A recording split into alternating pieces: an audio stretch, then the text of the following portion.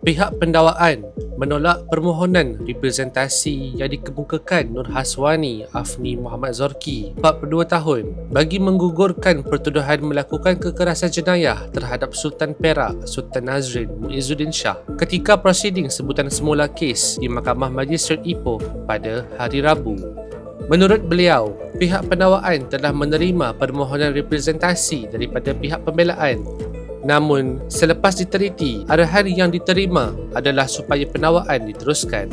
Permohonan representasi tersebut antara lain bertujuan memohon agar pertuduhan terhadap tertuduh ditarik balik, namun ia tidak diluluskan. Sementara itu, peguam tertuduh Zulzarif Zakuan mengesahkan keputusan berkenaan dan memohon mahkamah menetapkan tarikh terdekat bagi pengurusan kes. Bagaimanapun, prosiding ditangguhkan berikutan ketidakhadiran Peguam Bela Utama Datuk Naran Singh.